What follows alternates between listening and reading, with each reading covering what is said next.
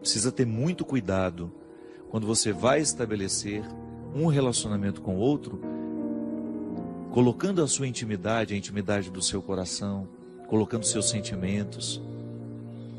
Então, às vezes não dá certo por isso. Eu ainda não amadureci o suficiente para poder oferecer-me ao outro. Agora, veja bem, esse sofrimento que você passa ao outro, hoje, já que aconteceu da mesma forma nos outros relacionamentos, significa que pode ser que o erro esteja justamente na maneira como você administra esses relacionamentos. Nós não podemos ficar repetindo conscientemente os mesmos erros. Tenha coragem de colocar para você, de identificar como é que você erra ao estabelecer o relacionamento com o outro. Onde é que você peca, poderíamos dizer, né? Não no sentido de pecado que precisa ser confessado ao padre, não. Mas aquele pecado que você peca contra você mesmo. Você abre mão demais do seu mundo para ter o outro na sua vida? Que às vezes é assim. O namoro começa e você imediatamente abre mão do seu mundo porque você quer agradar o outro. Você abre mão das realidades que você tem, daquelas que já faziam parte de você. Às vezes existem relacionamentos em que os cônjuges exigem até que o outro deixe os seus amigos de lado. Não é possível isso. Não há possibilidade de você estabelecer um relacionamento em que você tenha que abrir mão da sua vida para que aquilo dê certo. Ah, padre, mas o amor não é renúncia? Sim, mas espera o amor concretizar-se, espera você saber que de fato você ama e é amado, para começar a dar passos na direção dessas renúncias. Precisa namorar sem muitas pretensões no primeiro momento. Precisa namorar com mais leveza. Não abra totalmente o seu coração para alguém que acabou de chegar. Você não sabe se isso vai valer a pena. Não quebre a sua intimidade só para ter a garantia de que o outro vai ficar. Não. O amor, ele dá é muito mais fácil você encontrar um relacionamento em que você se sinta amada quando você não espera tanto por ele, quando você não cria tantas expectativas, né? Olha, você já está idealizando até o retorno do rapaz. Você já está esperando que ele chegue com uma mala de desculpas, né? Para poder recomeçar com você. Isso aqui já é expectativa que você não tem o direito de alimentar. E outra, o namoro, ele é um ensaio do casamento. Quando você namora, você fica vendo aquilo que pode dar certo e aquilo que não, e aquilo que tem tudo para dar errado. Por isso que ele precisa ter a liberdade de terminar. É impressionante como os vínculos são cada vez mais transitórios.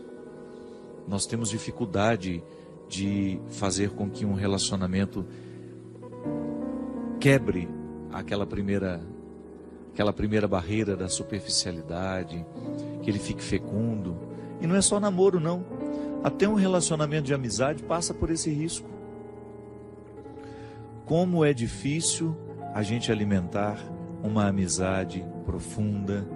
Por quê? Primeiro porque os ambientes que a gente frequenta nem sempre nos proporcionam uma conversa que nos faz ficar amigos. É sempre tudo muito conturbado, sempre todo mundo muito distraído com os celulares e cada um estabelecendo conversas paralelas. Você está conversando com uma pessoa, ela está ali digitando coisas no celular dela e prestando atenção em você ao mesmo tempo.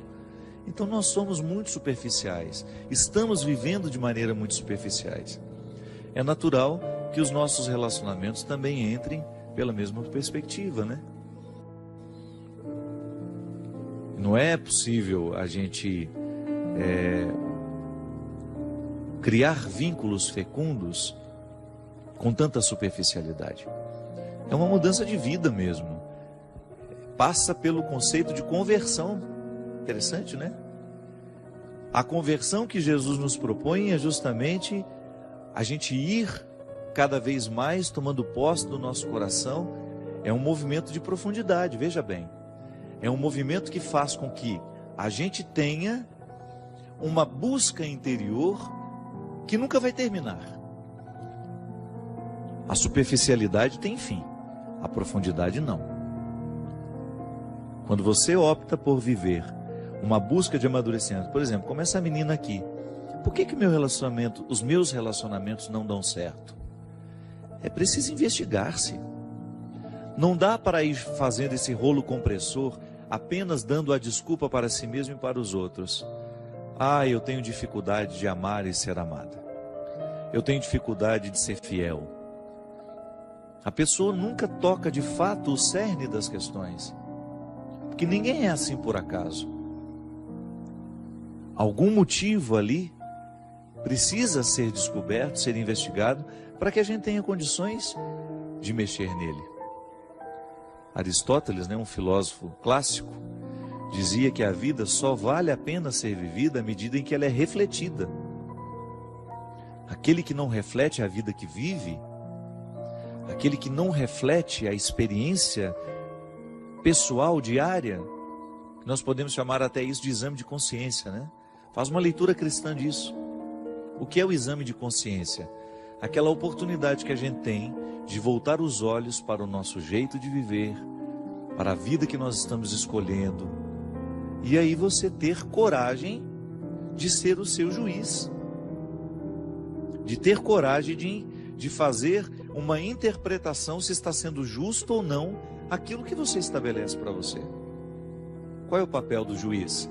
A jurisdição é justamente olhar para a realidade, para as partes que compõem aquela realidade e identificar se é justa ou não aquela relação que as partes estão estabelecendo. Eu preciso fazer isso todo dia comigo, você também. Olhar para as escolhas que você faz na sua vida, para o tratamento que você se oferece e saber se você está sendo justo. Muitas vezes nós não chegamos à resposta que essa menina aqui precisa chegar. Por que meus relacionamentos são tão vazios? Por que mesmo ela sendo uma pessoa boa, uma pessoa religiosa, por que apesar de todos esses valores que ela tem, que ela enumera aqui no início, tem uma boa família, pratica uma religião de maneira saudável, é estudiosa, por que com ela alguma coisa está dando errado? Talvez falte estabelecer esse juízo, investigar-se com mais propriedade.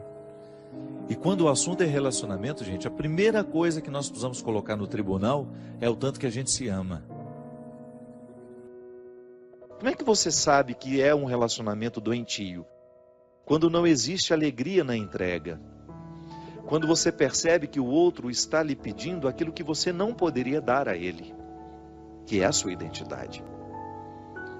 Ah, eu para amar você terá que mudar isso, aquilo, papapá, papapá, papapá. Tudo bem. Se for para mudar coisas que antes eram ruins em nós, o amor do outro nos ajuda, porque nos constrói. Vai nos mostrar aquilo que a gente tem de exagerado, aquilo que pode ser lapidado. Mas quando o amor do outro é condição, a condição para que o amor exista é que a gente abra mão de ser quem a gente é, então alguma coisa está errada. Então o outro não está me amando, o outro está me sequestrando. Você poderia estar perguntando, mas padre, como é que uma pessoa pode abrir mão de ser quem ela é? Acontece demais, minha gente, acontece toda hora. Como padre, eu tenho esse acesso ao sacrário da consciência das pessoas. Então eu encontro muita gente roubada de si mesmo. Gente que precisou abrir mão de ser quem é para ter o outro ao lado. Que isso acontece muito. De repente, eu amo uma pessoa, eu sou tão apegado àquela pessoa, que eu sou capaz de abrir mão dos meus sonhos para não perder aquela pessoa. Não podemos negligenciar o amor que a gente se oferece. Que boicote é esse? É um auto-boicote, né? A pessoa se boicota o tempo todo. Porque ela, ao invés de oferecer a ela o amor necessário, isso é, o cuidado. Porque como é que o amor próprio se expressa na vida de uma pessoa? Através do cuidado.